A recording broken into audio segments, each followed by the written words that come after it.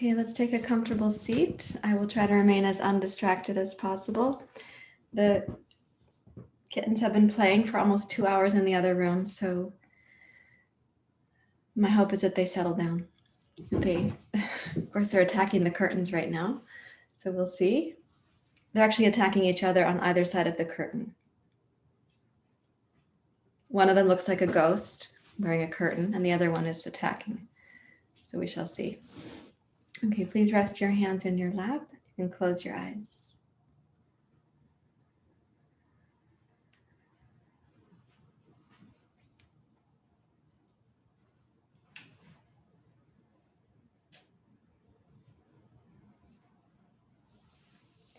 So yesterday in class, I was talking about the image of our footsteps on the path going up the mountain path, as when we imagine that yogis are in those high mountain caves, welcoming us to study with them. There are several of you here in this class this morning who have been to Rishikesh, and that means that some of you have also you've walked on the path in Rishikesh with me, where we go from the ashram in Rishikesh and we walk up to Lakshman Jhula. We cross the bridge, we come back, we have chai, we walk down, we arrive at the marble platform outside the ashram, and then we practice while gazing at the Ganga, the river Ganga.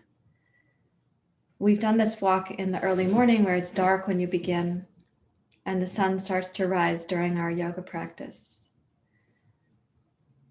Even for those who have not done this walk, I'm going to ask you to imagine whatever footsteps you had to take to come to your yoga mat this morning, that those are the footsteps that are a part of your journey. And they're not just physical steps that you've taken to be here.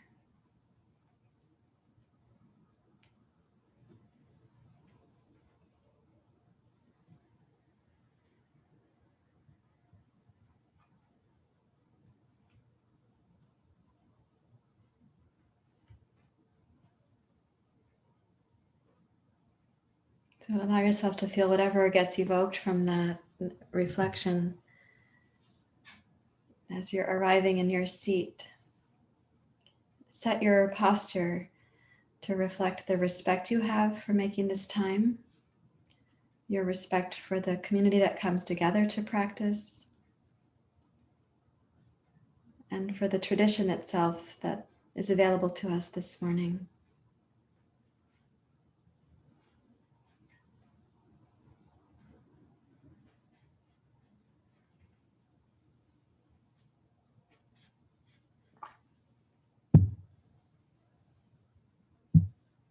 When you set your posture, then allow your breathing to infuse your posture.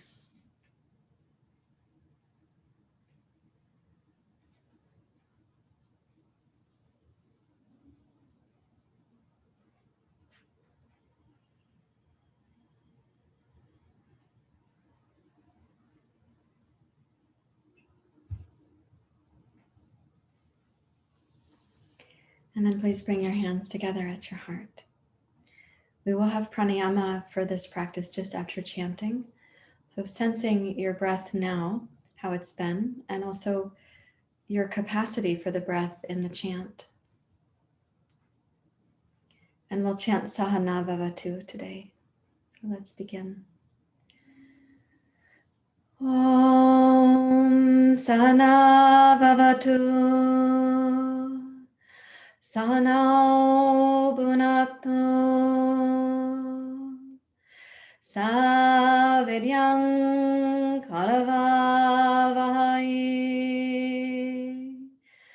Tejasvinavaditamastu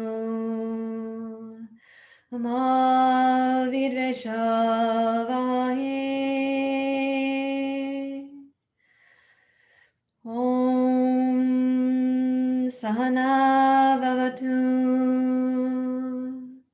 Sahanao Bhunaktu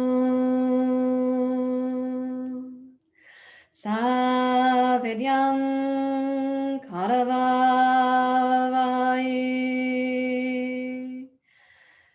tejasvinavaditamastu ma vidveshavahi. Om Sahana Vavatu Sahana Bhunaktu Savidyam Karavavai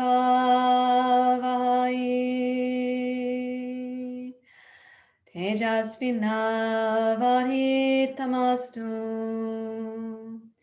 ma vidveshavahi.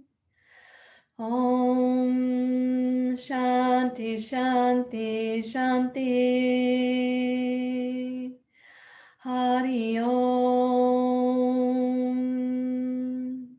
Shri Guru Pyo Namaha. Hari Om.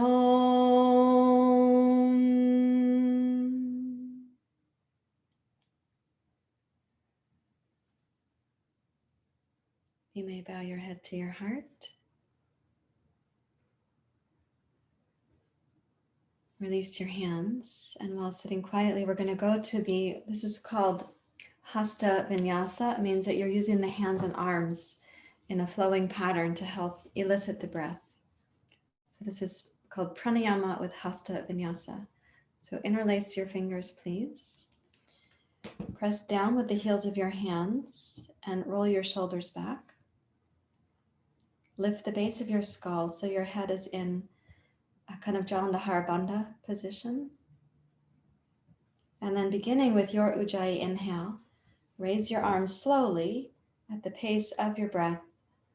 When your arms come up to the height of your heart, also begin to raise your heart, your collarbones, your chin. If you'd like, you can open the eyes, gazing up.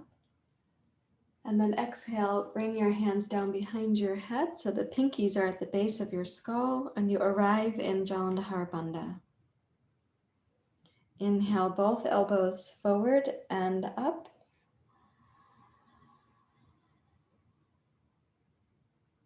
And then exhale, level off.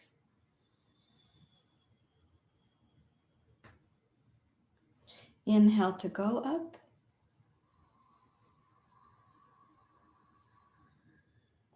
Okay, exhale, arms wide. Press your arms down, bring your head down to Jalandhara Bandha. Inhale, float the arms out to the side, raise up. Remind yourself of all the steps you've already taken to be here for your practice. And exhale, return your hands to your heart. So your gaze is going to come down with your hands and you'll gaze at the tips of the fingers. Clasp your hands and begin again.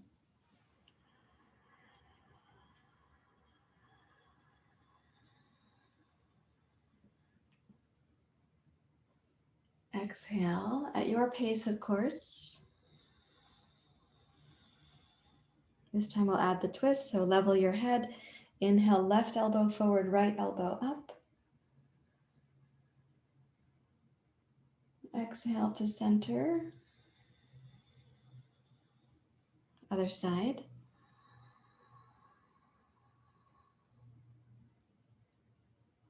Exhale to center.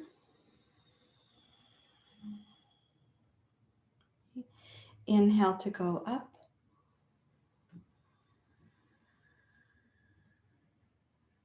Exhale, arms wide, lengthen up through the crown of your skull.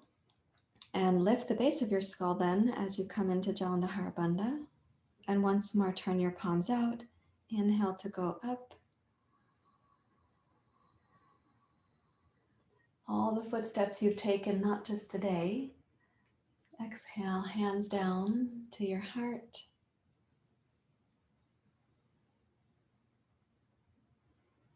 Now resting your hands out over your knees. While you're gazing down, we're going to begin the ujjayi breath, and you slowly lift the chin and heart as the breath comes up. We'll go up to the top, little inhale, pause, and then exhale for the return. Let's begin.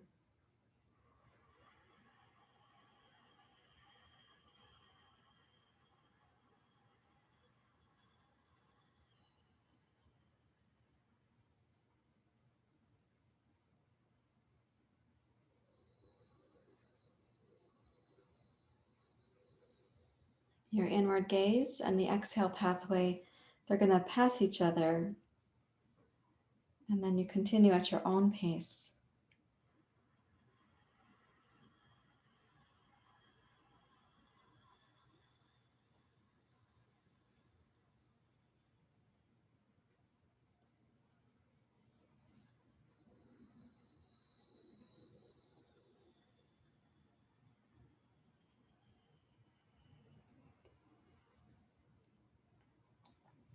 Three times more.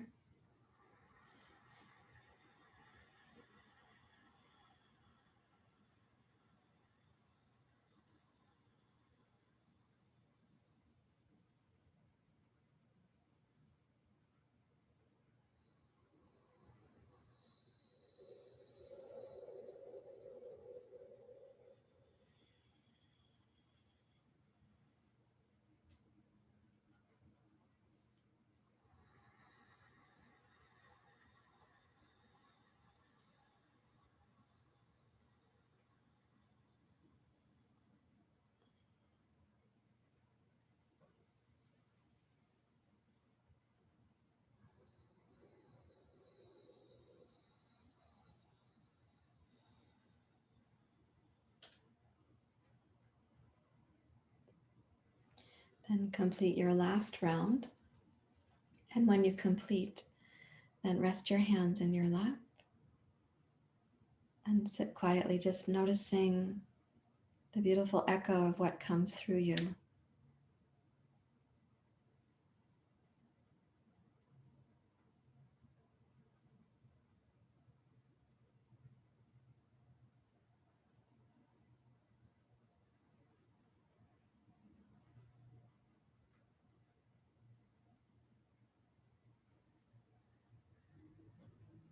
Now we'll use a strong pranayama, a kriya from yesterday. Also, you're going to inhale, take the hands up, and then we exhale and pull them down.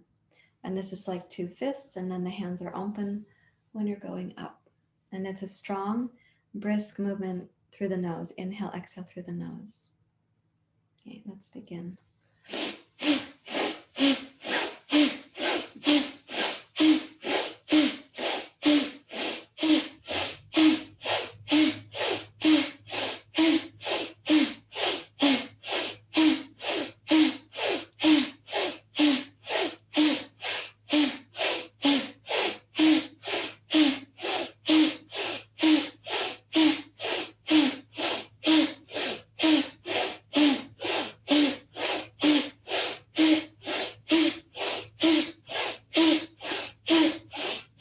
5, 4, 3, 2, 1. Now inhale to go up.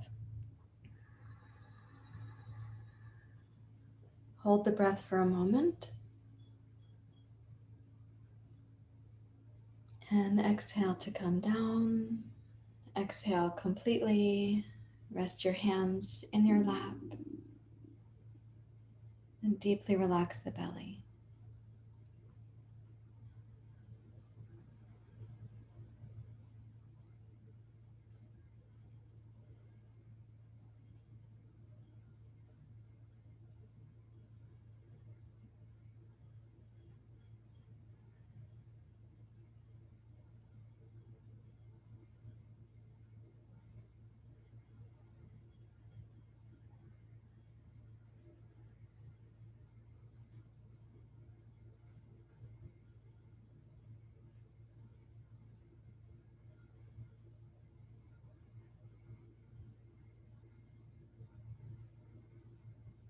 You may still be watching the echo of that kriya as a fading in your body.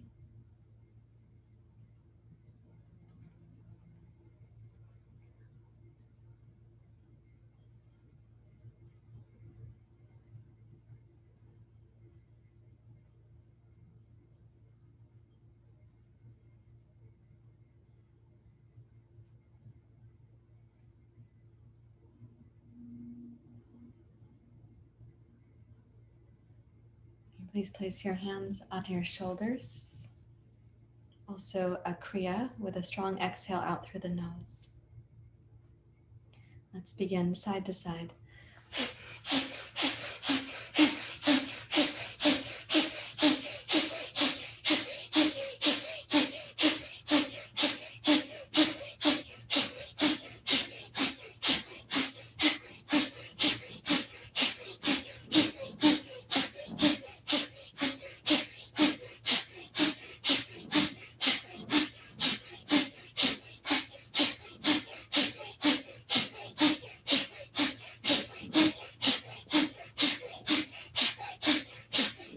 5, 4, 3, 2, 1.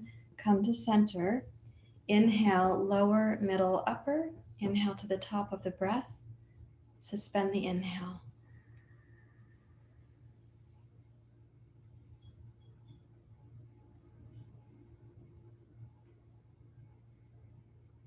Exhale through both nostrils. A long, steady exhale. You're going to tone the belly as the exhale comes to the end. Extra tone for the abdomen. And then deeply relax and let the breath come to you.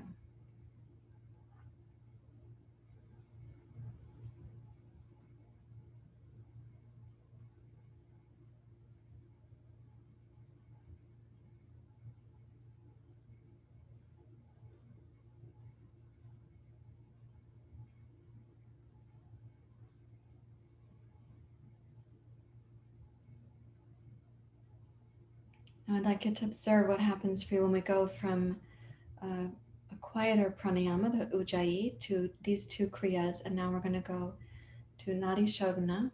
We'll be using inhale suspension, but exhale pause. So not a long exhale pause, but a healthy inhale suspension. Bring your right hand up, please. So if possible, you'll balance your inhale, your suspension, and your exhale, all the same length. And then the exhale pause again is brief. Let's begin with the left nostril, please.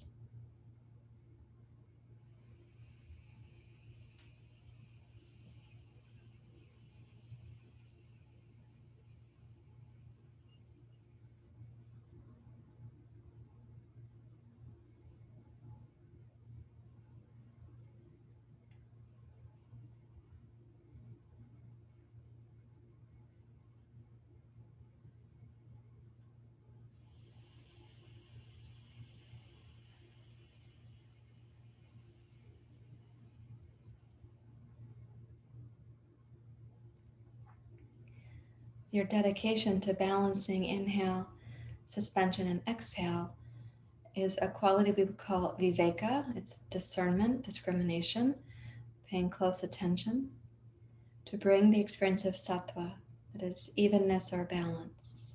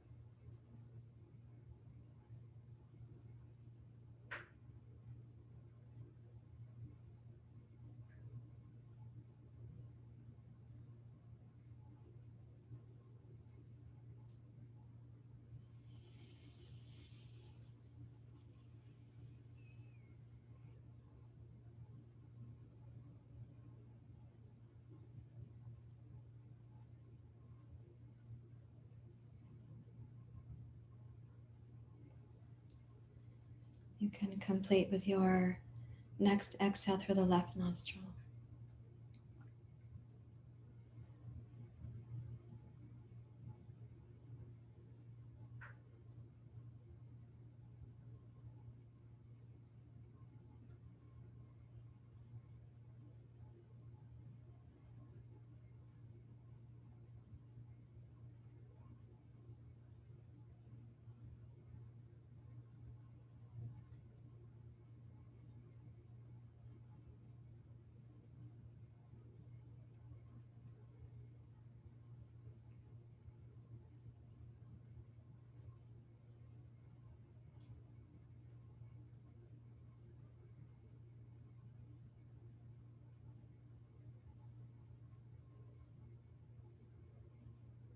Though all of the footsteps we've taken are in the past, though the dedication still simmers in our minds and bodies,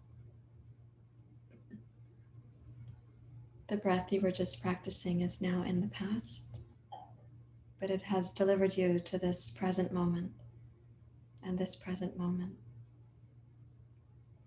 and this one too.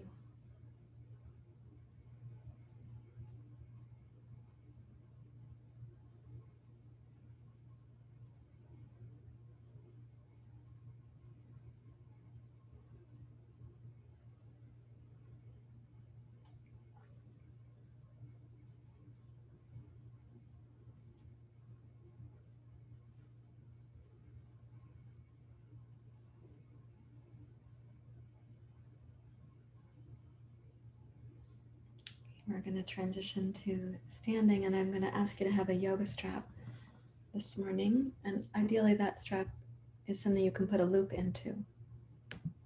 Let me replace the camera. There we go. I was answering some questions yesterday in the restorative class about the rotator cuff. And then on, it was Monday or Tuesday, we were using Cactus Pose arm, which is like this. Cactus arms. Let me just adjust something here.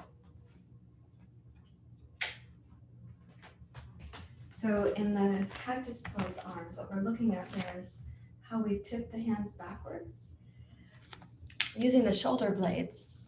So the movement isn't that the elbow is coming forward, but that the forearm's tipping backwards. So if you'll take a yoga strap, please, with a loop.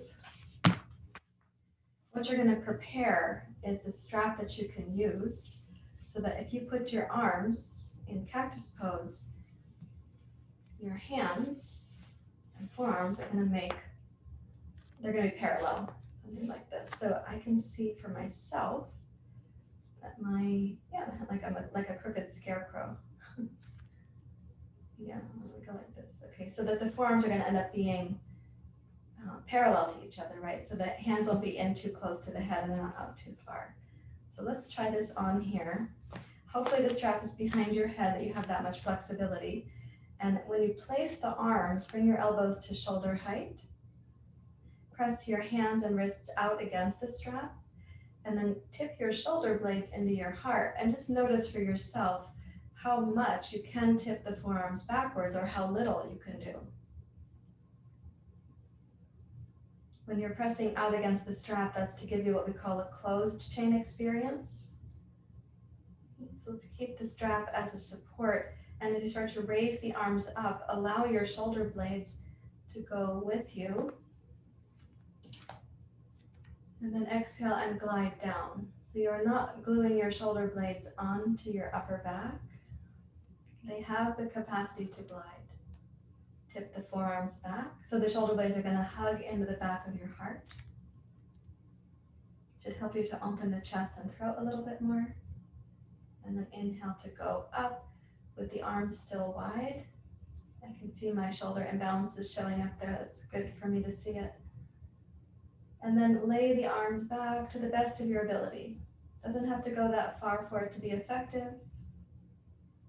Okay, arms up. Elbows down, forearms back, forearms vertical, arms up. It's so funny to see myself there. Maybe the camera's crooked. No, it's actually my shoulder difference, left to right. I had the joy of gymnastics as a child, which also meant the joy of breaking my elbow twice, my left arm. And let's have this come down.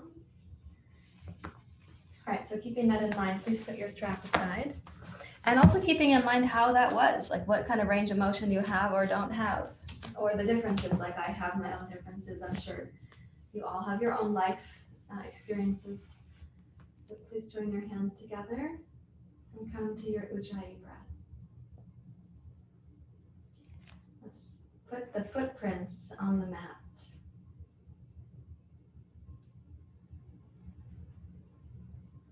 Something that happens a lot in India, I'm sure some of you have seen this in the US too.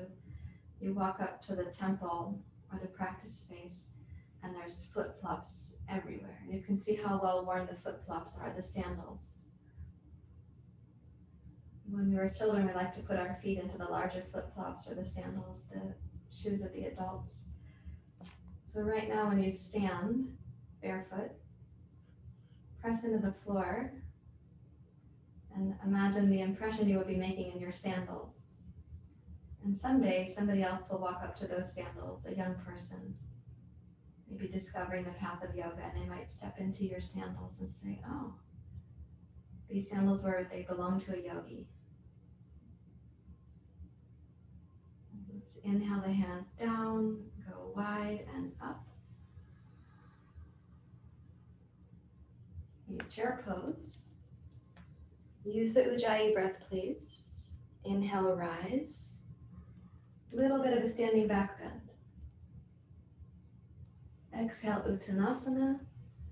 Coming down to a complete exhale. Press into your blocks to further tone the belly. Inhale, glide forward. Exhale, left toes back, and this morning, left knee down.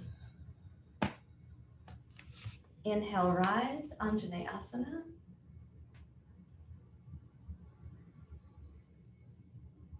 Exhale, place your hands firmly on the blocks and tone your left inner leg, the inseam of the leg. Inhale to plank. Exhale, downward facing dog pose. Gaze back between your heels. Enjoy a full inhalation.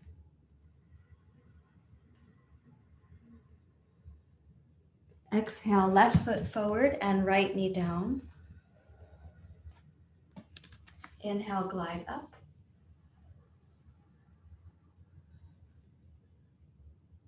Exhale, glide down and tone the inseam of your right leg. And inhale to plank.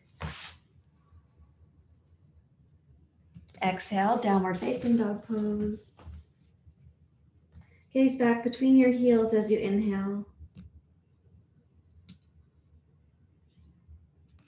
Exhale, plank pose.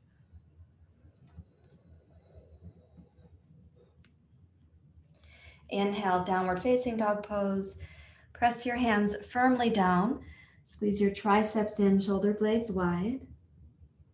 And then exhale your awkward foot forward between your hands and then your other foot forward, uttanasana. Inhale, rise up, Urdhva Hastasana. Exhale your hands to your heart. Bring your gaze down to your fingertips.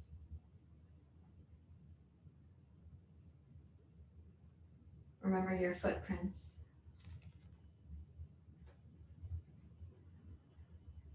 Repeating that and adding to it. Inhale, Urdhva Hastasana. Chair pose, Utkatasana. The inhale, rise up, Urdhva Hastasana. A little bit of a back bend. Exhale, Uttanasana. Lift your inner arches, tone your inner thighs, tone the deep inner belly. Inhale, glide forward. Connect to your right outer hip. And exhale, take your left toes back, anjaneyasana. Inhale, rise up. Tone the right outer hip muscles. If you're talking about those last week, exhale to open the arms, gazing up. Inhale, raise your arms high, gaze forward. And let's exhale again. Place your hands and straighten your left leg and tone the inseam of your left leg. Inhale to plank. Exhale, downward facing dog pose. Inhale, plank pose. Tone the inseam of your left leg. Exhale, bring your right knee up to the outside of your right elbow. Inhale to plank. Exhale, downward facing dog. Inhale, plank pose. Tone the inner edge of your right leg. Squeeze your left knee up to the outside of your left elbow. Inhale, plank pose. Exhale, downward facing dog pose. Gaze back between your heels. Enjoy a full inhalation. And exhale, left foot forward, right knee down. Inhale, rise up, anjaneyasana. And staying up, we're going to exhale, open the arms, chest, and heart.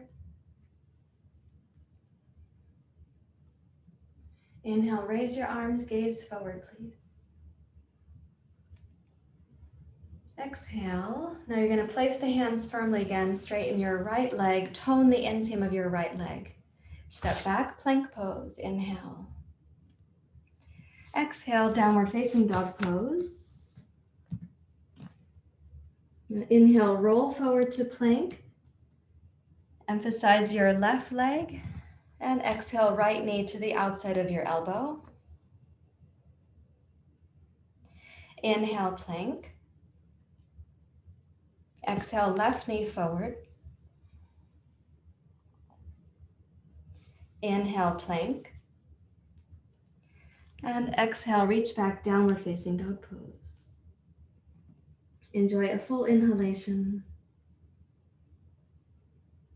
And then exhale, step your awkward foot forward first, and then your other foot forward, Uttanasana. Inhale to rise. Urdhva Hastasana. Anjali Mudra. Gaze at your fingertips.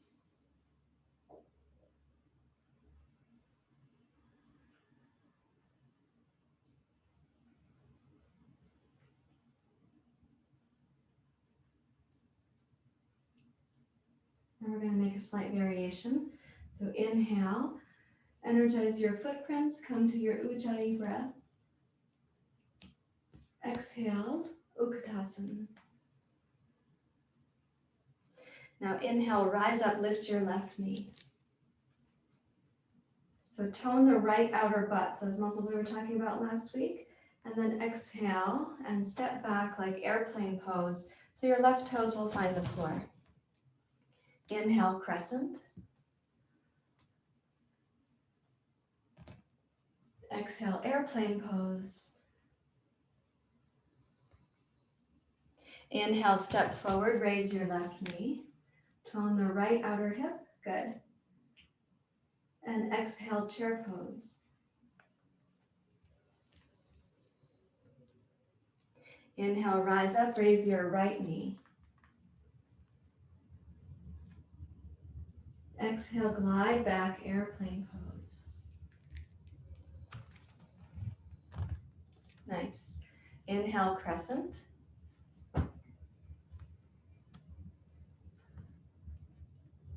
Exhale, glide forward. Inhale, raise your right knee. Exhale, chair pose.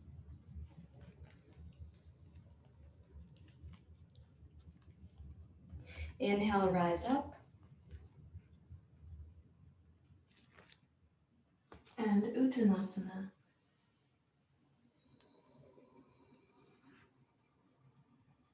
Okay, glide your heart forward. Raise through your heart and collarbones. And then exhale, left toes back. Anjaneyasana. Inhale to rise up.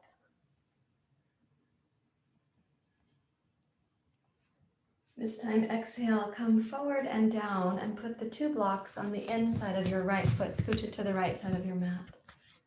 Okay, glide your hips forward. Turn your right knee and your right toes slightly out. And telescope the right inner thigh out to the right.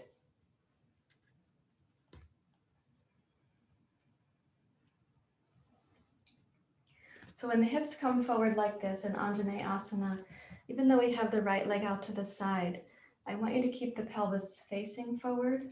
So you may be sensing the upper inner right thigh, but also the left inner thigh or groin.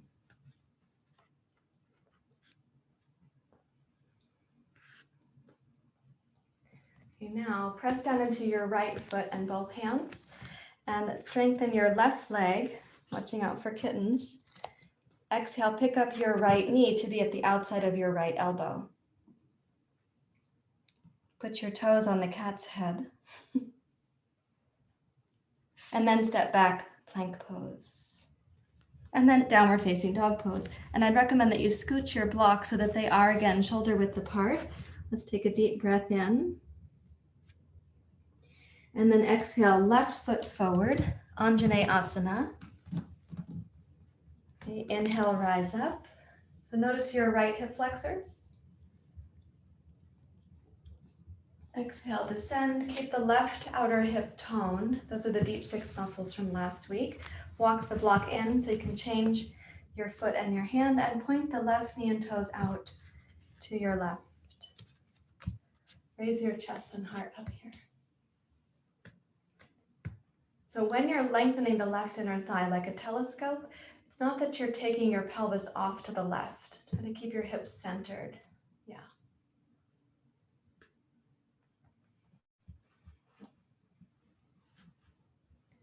Breathe in.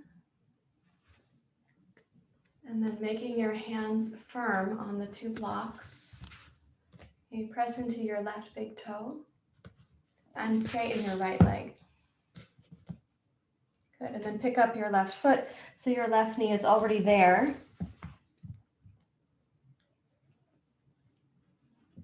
And step back to plank pose.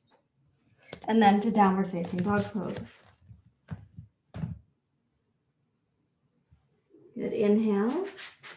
And then exhale, step your awkward foot forward first, and then your second foot forward, uttanasana. And inhale, rise up, urdhva hastasana. Exhale, hands to your heart.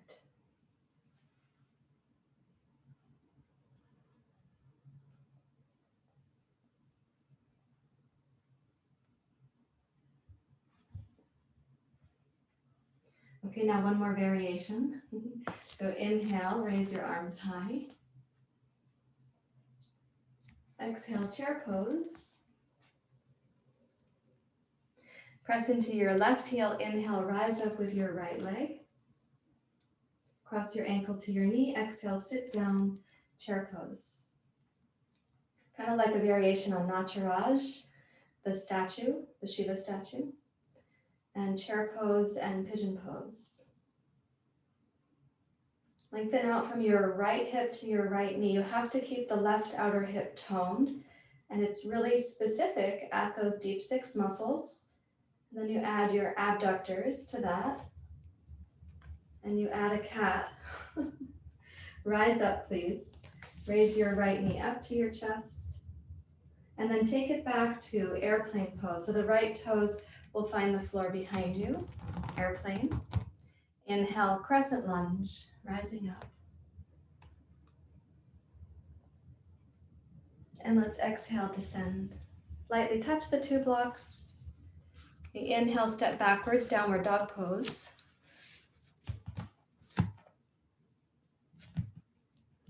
Exhale, come forward, plank pose. Hug your right knee up to the outside of your right elbow.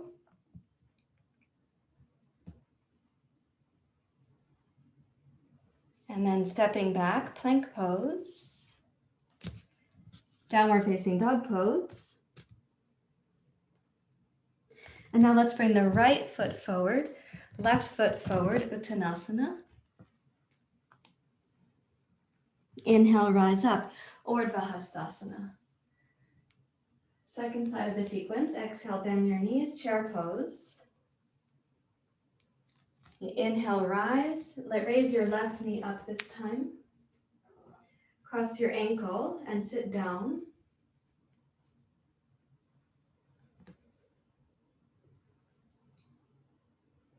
Tone your right outer hip, even as you lengthen your left thigh towards the kneecap. And then rising up, see if you can lift your left knee, and while balancing, transition backwards to your airplane pose. Inhale to your crescent.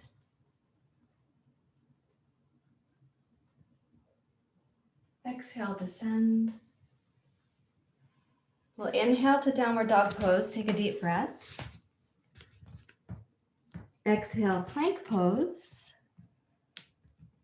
Tone your right inner thigh and raise your left knee up to the outside of your left elbow. Plank pose. Downward facing dog pose. Okay, right foot forward, anjaneyasana. Reach for your yoga strap, please. Make the loop.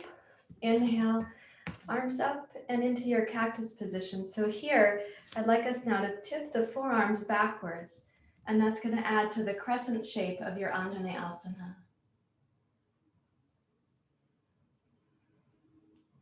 Do not hammock the hips forward. And as you tip your forearms back, raise the base of your skull. So you're gazing up, and there is just some tone in the throat.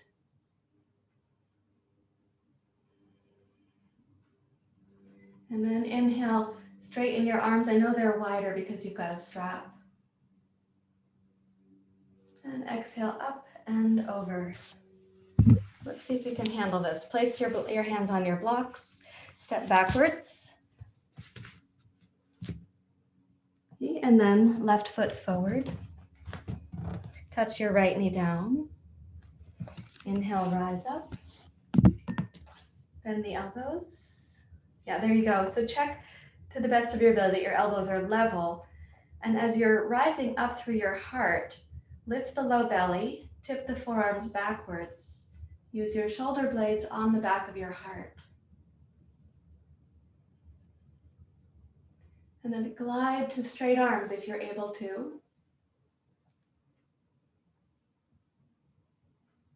And up and over. And this time you can set the strap aside. And please step forward, Uttanasana.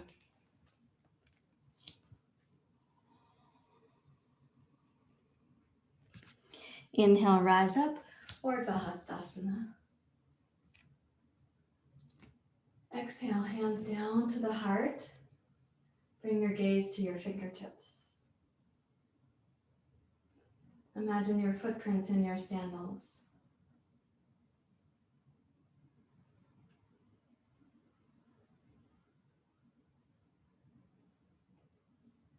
And someday, a younger person on the path sees your sandals outside the temple. And say, oh, let me try those ones on. This is your opportunity to be a role model to that person.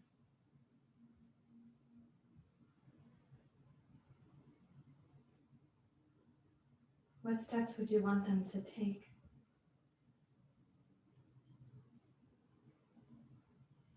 And therefore, which steps are you also willing to take?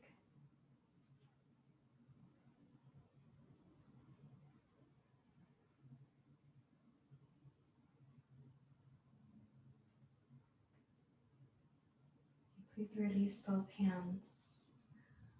Now, yesterday I asked the class, in the restorative class, we were using the 2 folded blankets. You could use a foam roller for this, and I want to review it because it ties into our teachings from last week. It also gives you a way to understand this cactus pose arm. And some of you are having questions about your rotator cuffs. So we can either have a foam roller like this, or you can take 2 blankets to substitute for the foam roller. You fold them long, so they're about as long as the roller. And then when you fold them this way, they're also going to be about as thick as the roller. You can't quite match it, but it's our substitute until you have your own foam roller. So this is my blanket substitute for this, if you need to do that.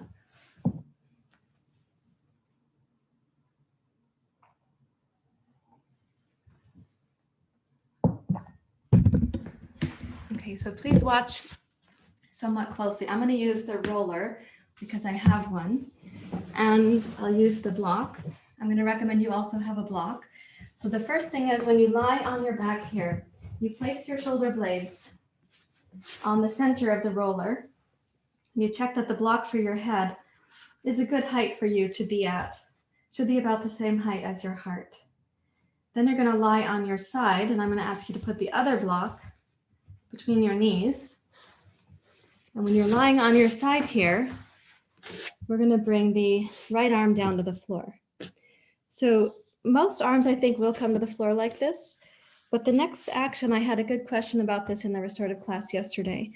I'm going to be asking you to press your wrist down and to lift your elbow up. And it won't go that high. And when you do it, you're activating your rotator cuff muscles, and then you're releasing them. So let's try this action together a few times. You can lie on your side, on your 2 blankets. It's right under the shoulder blade there. Not beneath the shoulder blade in the torso, but directly under your shoulder blade. And then you press your right wrist down and see if you can pick up your right elbow. And then lower it. And again. And what could be difficult is just keeping your wrist down to the floor. If that is the case, if that's hard, then raise the floor so your arm has more capacity and you can train these muscles in the zone that they can do it. So the wrist is actively pressing down each time you lift the elbow up. And every time you release, let the muscles be like, oh, there's my massage from the foam roller or from the 2 blankets.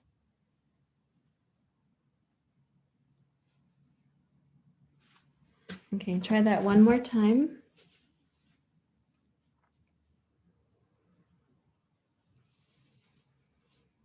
Now I know that not everybody enjoyed rolling on the side of the chest last week here, but let's see if you can now straighten your right arm out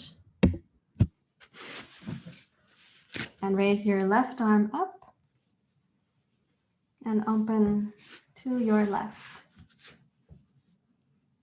Press the back of your right hand down to the floor, and please don't let the left thigh tip backwards with you, but rather lengthen your left thigh towards its own knee. If one block under your head is not tall enough to support your head and your neck, please use 2 blocks.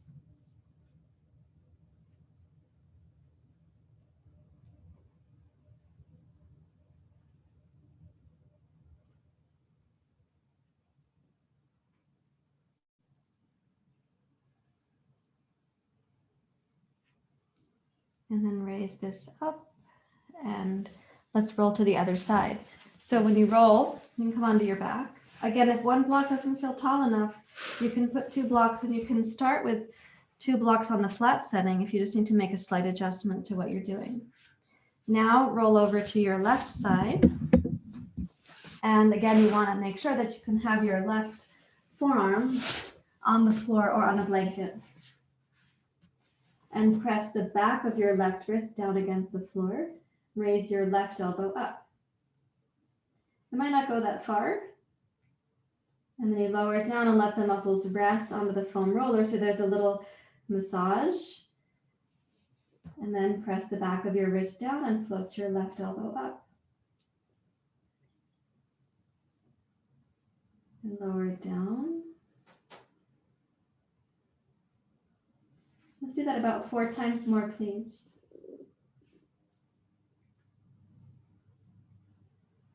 And again, don't hesitate to raise the floor with a blanket for your forearm if you need that, or you could just put a blanket under your wrist and see if that gives you some extra leverage to press the back of your wrist down and to pick up your elbow. Another option is to put the blanket on top of your hand and wrist to give a little bit of weight and some proprioception for your hand and your wrist.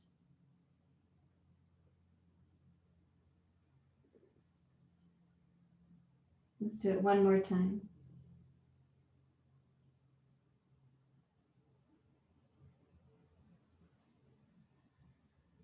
And then stretch your left arm out long and raise your right arm up towards the ceiling.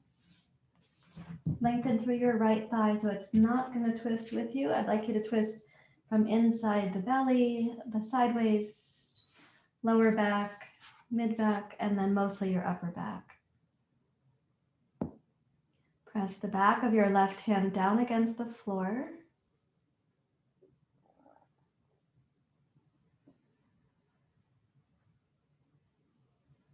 Let's breathe in. And then bring your right arm up and over and bring your feet, shins, knees, your block, your thighs all together. And come to lie backwards over your roller. You could decide now that you'd like to put the block down to the flat setting. Take the arms overhead. Others might decide that they don't need a block under the head. And some might find it irresistible if you actually have a roller to do a little bit of rolling for the upper back or a little bit of back bending over the roller backwards.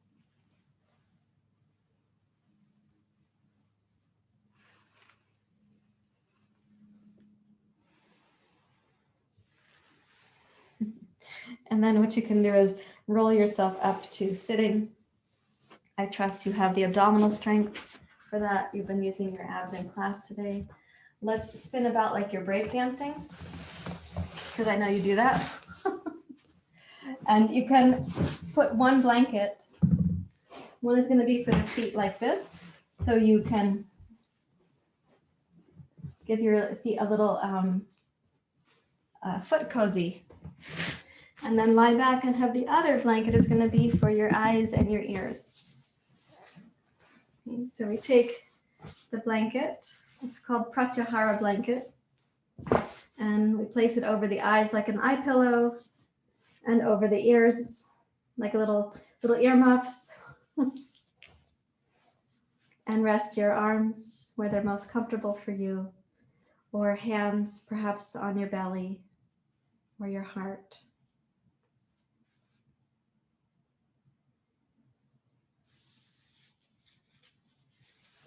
To wrap your feet in that blanket also means that your feet can't tip out.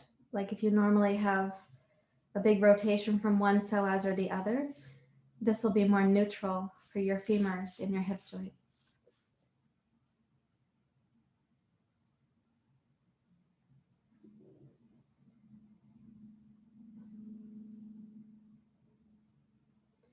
Now your body could be having a cleansing response right now because you are also working there in the lymph, the region of the lymph, in the armpits and the upper chest. So take your gaze down and in to observe your body going through the process from activation to cleansing to stillness.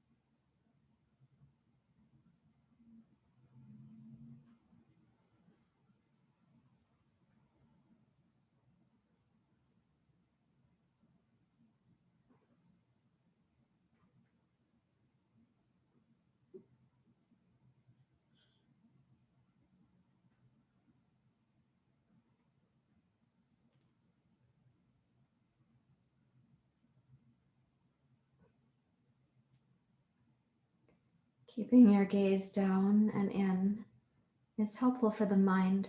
So you may consider actually gazing towards your toes or your imaginary sandals.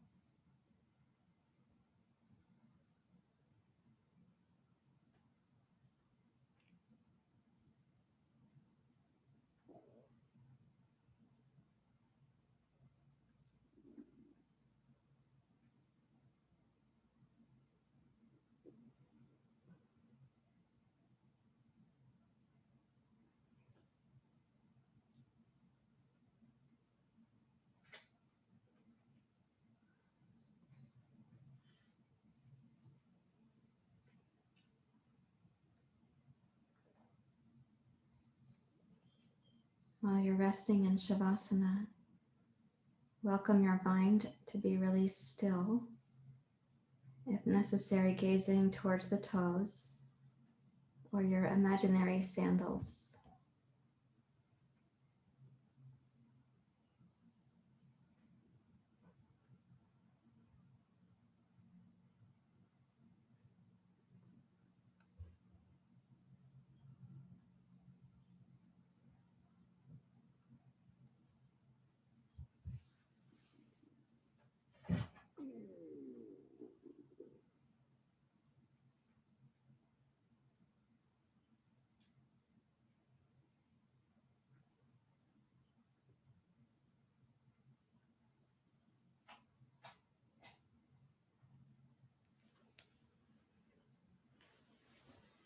The integration process in your yoga practice is really essential. So again, keep the eyes really still. Your eyes will tend to move when your mind moves, and the mind can become still when the eyes get still.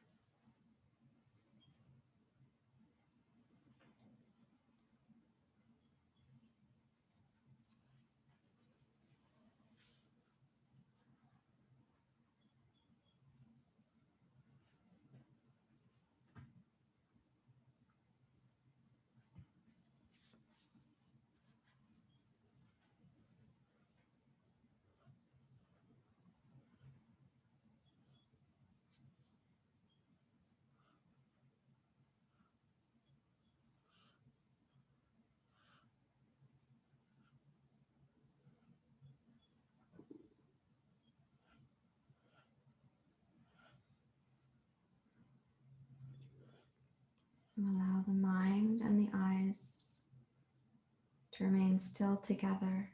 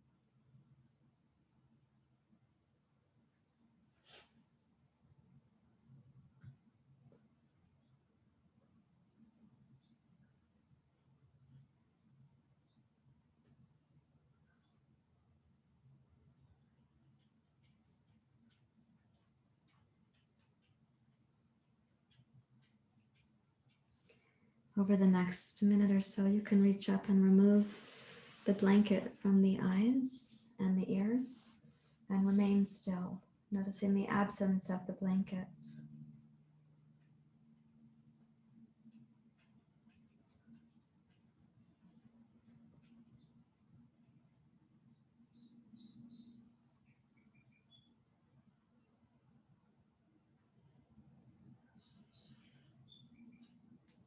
And wiggle your toes and your fingers. You can bend the knees and step your feet up to your roller or your bolster.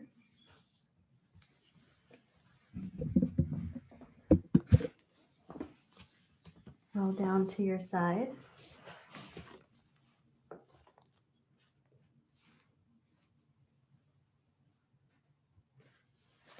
And use both hands to come back up to sitting. Please reach for your support that you need for your meditation seat, whatever that is for you.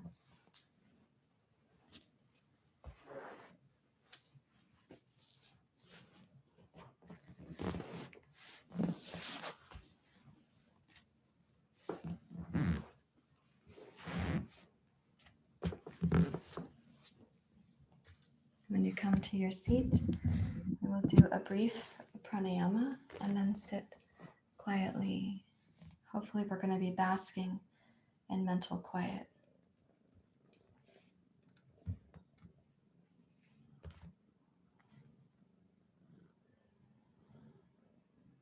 Please bring your right hand up. We're going to repeat the Nadi Shodhana from earlier. I'd like you to do 4 rounds, which is 8 breath cycles. Remember, inhale, suspension, and exhale are equal.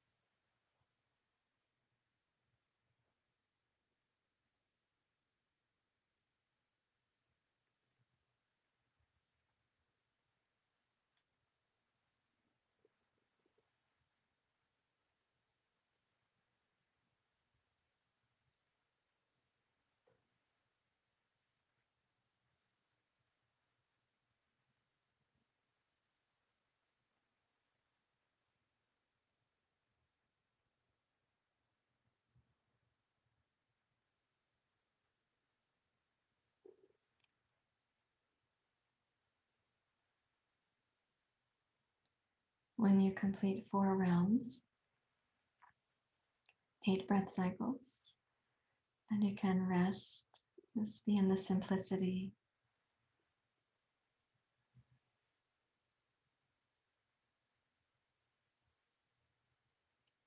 the possibility of quiet, mental quiet.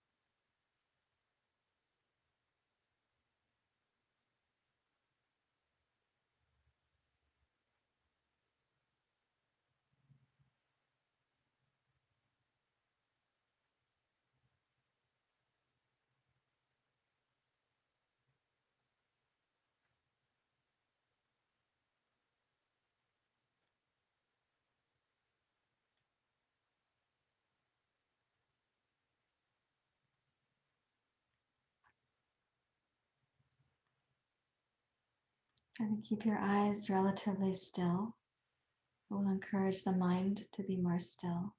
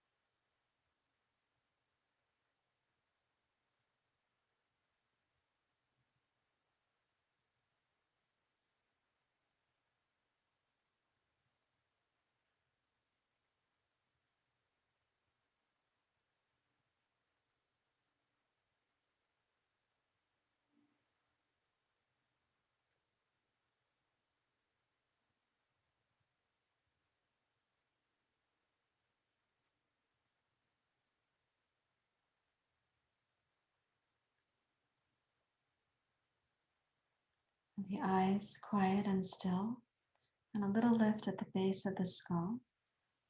So your posture inside remains.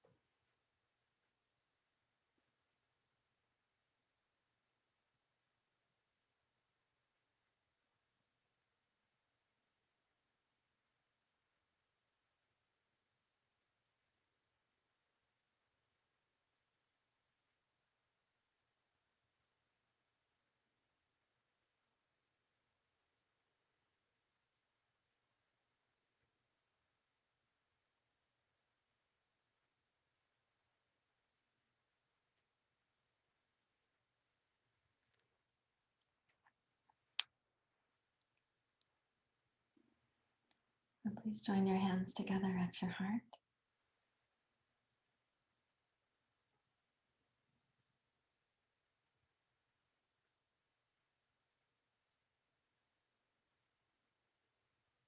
can imagine that the seat that you've taken here, using imagination now, your cushion, your blanket, your mat, this, you then will rise and step away, and some younger person or younger on the path is intrigued, and they come to take your seat. They want to emulate, or you've been a role model for them. So how will you conduct yourself today in the spirit of that?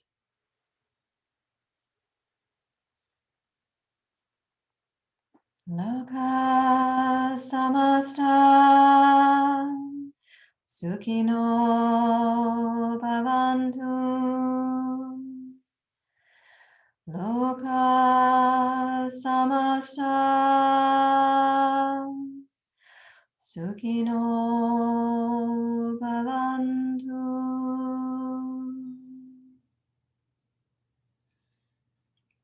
May all beings everywhere have access to the means of safety, ease, and joy. May we and everyone and everything be free from unnecessary pain and suffering.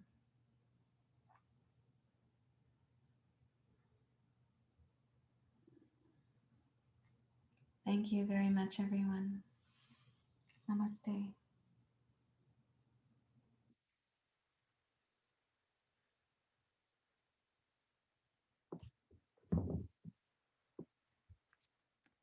You're welcome up to see you.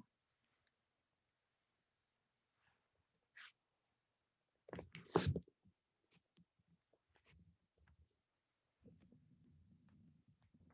have one kitten sleeping in a basket and one kitten sleeping on the desk here. So hopefully they will not rise up and walk on the computer.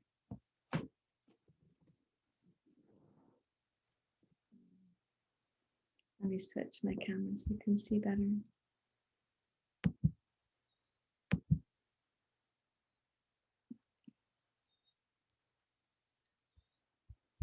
What was the word for discernment?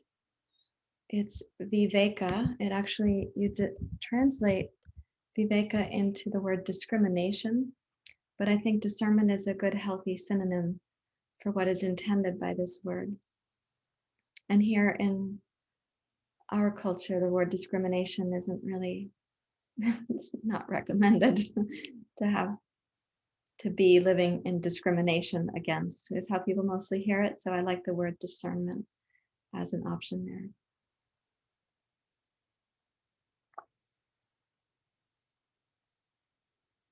Oh, that's cool, Emily. Both feet step forward with equal awkwardness. All right, great.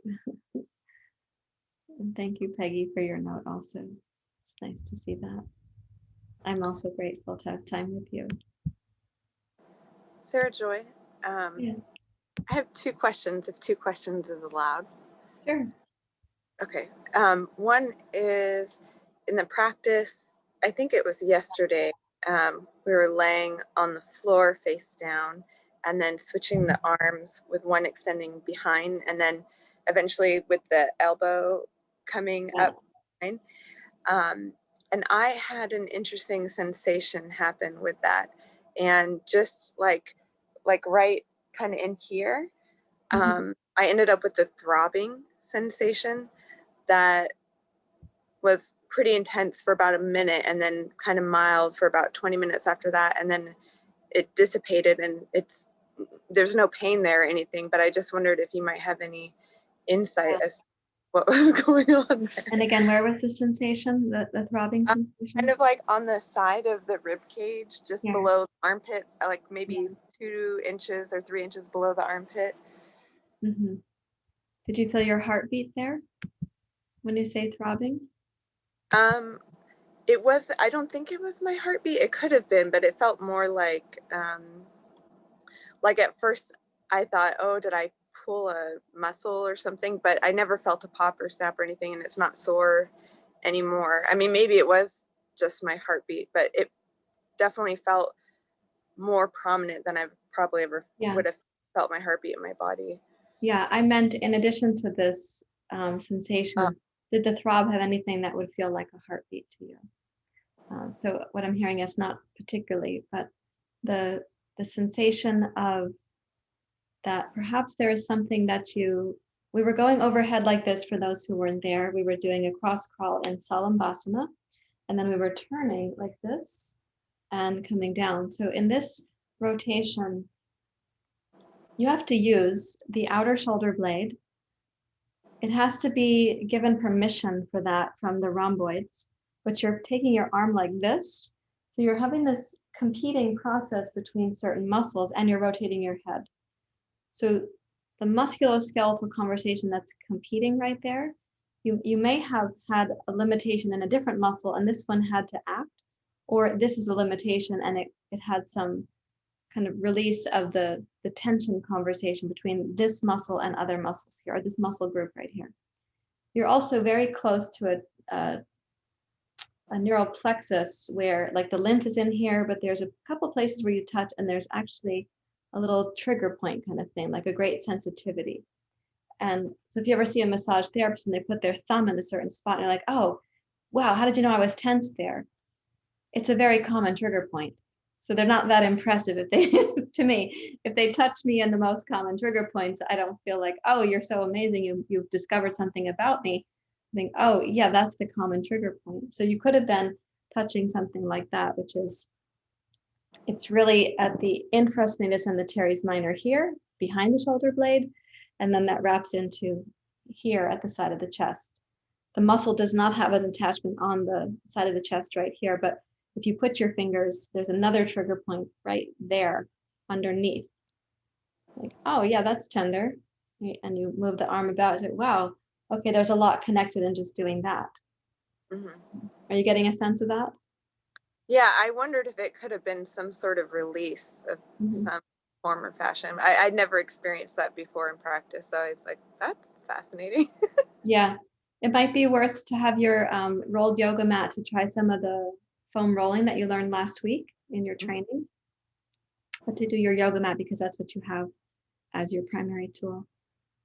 And see what you discover, left to right or on the back side, or yeah, the things that your body gets to inform you of. Okay, thank you. And then my second question was, could you share maybe a little bit about what exactly is changing in down dog when you use a block versus not using the block? Because I noticed for me, I have very tight legs from running, and today was the first time I actually felt my heels touching down towards the ground, even having used blocks before, and certainly my legs still weren't straight. But so then I got curious and I took the blocks away and put them back, and I noticed like with the blocks, I feel the stretch more in my calves and the legs, but without the blocks, I feel much more like my quads being, instead of stretching the calves, it's like quad engagement. But I was thinking more that it had something to do with the shoulder area. So now I'm kind of confused as to what's going on with the blocks. There's multiple things are happening. So on the one hand, or actually on both hands, I suppose, just a turn of phrase. When you're having your hands on the blocks, your body weight is going to be easier to move back and down into the legs. So ideally in downward dog pose, you do have a sense that your hamstrings and calves are opening, but most of all that the spine is being elongated. If your hamstrings and calves are a little bit tight and you feel when your hands are on the floor that your quads are really working to press back with your hips, then you're going to benefit more by having your hands on the blocks. This isn't really meant to be a quadriceps strengthening pose. Certainly we can use the quads, but what you're telling me is that the hamstrings and calves are tighter on the back and the quads have to work on the front to help you get your hips back. So that's going to detract from what you could feel with your spine, your pelvis, and your breath. When we get the structure or the architecture of the pose better established, you'll be free to really simply experience the breath, the pelvic floor, the deep low belly. But when the quads have to maintain the pose when your hands are on the floor, then you're missing some of the internal, the subtlety that can happen there. Another option, if you only have, let's say somebody doesn't have blocks, when the hands are on the floor, they could bend the knees and move the hips further back, and don't worry about getting the legs too straight in downward dog. There's other poses for that kind of straight leg experience, but Downward dog is so wonderful to have the hips be higher, the pelvis a little bit inverted, and this movement of the breath that you can sense. The other thing for some people, and Nancy's writing in the chat, for some people, putting their hands in downward dog and then coming to plank, it's very hard on their wrist when they're on the floor. For others, having their hand on the block, it makes it harder on the wrist. So these are considerations. For me, my wrists are happier on the block. For Nancy, hers are less happy on the block. The last advantage of the block is if this is my downward dog hand and my plank hand, but I put my hand on the block like this, then I have this rotation in the upper arm established from the hand up to my shoulder. And for some people to have the hand forward, they don't get the same feeling of rotation for the arm. So this slight tip that you can do on the block can be helpful. But again, if we were in person, we get to break it down more, and I could see like, why are Nancy's wrists feeling problematic? Mine enjoy it so much. What's happening for you with your quads and hamstrings? So these are little hypotheses, working hypotheses. Thank you. You're welcome. Good questions. Okay, let me see if she will say hi to you. Oh yeah, there's some people, and they might want to know you. So this is Nandita. She's a little girl kitty. She was just asleep, so she's not that upbeat right now. You were sleeping. I picked you up from sleep. Yeah, I did.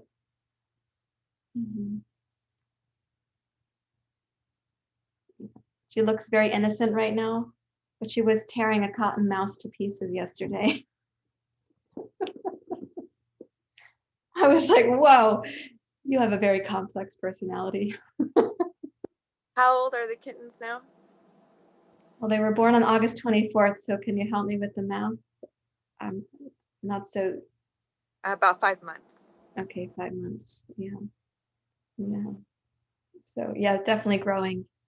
Their reach and what they can jump up to, I have had to move multiple things in the house. Otherwise, something valuable to me, something sentimental to me is likely to crash. So I have to be careful. Yeah. Okay, thank you all for being here this morning. I enjoy having you, and I'm going to go for my breakfast now. See you again soon. And especially to the Alaskans, thank you for coming in from Alaska, where it's darker and colder than it is here when you wake up. I'm glad you could be here in that.